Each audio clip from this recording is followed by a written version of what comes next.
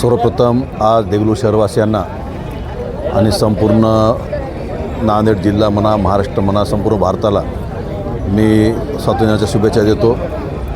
स्वातंत्र्यपूर्व काळातील संघर्षानंतर जो काही स्वातंत्र्य आपल्याला मिळालेलं आहे, त्या स्वातंत्र्याच्या पूर्वीचे प्रश्न वेगळे होते, स्वातंत्र्याचे प्रश्न वेगळे आहेत. आज विकसशील भारतासाठी जवळपास 80 वर्ष स्वातंत्र्यानंतर भारत देश विकासाकडे चाललेला आहे. प्रत्येक शहर सुंदर व्हावं यासाठी महाराष्ट्र शासन प्रयत्न करत आहे. नगर परिषदे देगलूर शहराच्या विकासासाठी प्रयत्नशील आहे. आताच आमच्या नगराध्यक्षा सौ विजयमालाताई टेकाळे यांनी सांगितलं की एका हाताने टाळी वाजत नाही.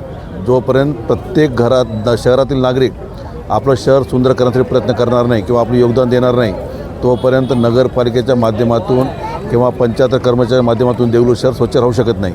त्यासाठी आपण सर्वांनी जबाबदारी घेतली पाहिजे. जसं आपलं घर स्वच्छ ठेवतो तसं आपण शहर स्वच्छ ठेवण्यासाठी प्रयत्न केला पाहिजे, अशी आमची सर्वांची भावना आहे.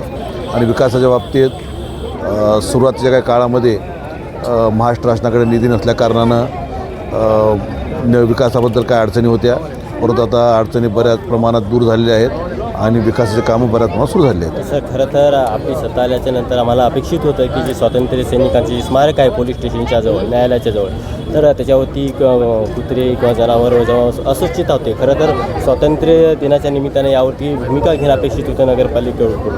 आणि आपल्या ठरावामध्ये सुद्धा तर मला वाटतं की छोटासा अगदी कमी वाजवी किमतीचा जो दरवाजा आहे तो सुद्धा बसवला गेला नसल्यामुळे हे होतं आहे. या दृष्टिकोनातून एक आपण राष्ट्रप्रेमाच्या दृष्टिकोनातून आपली भूमिका काय असणार आहे सर?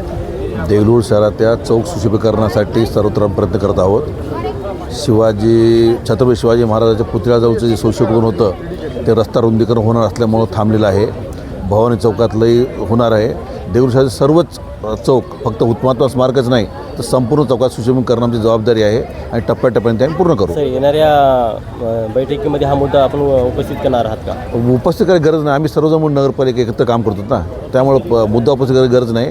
आम्ही सर्व एकत्र बसून तेवढं काम करू. काय मोठा विषय नाही तो. एक छोटं काम सांगितलं आपण आणि ते होऊन जाईल. थँक्यू.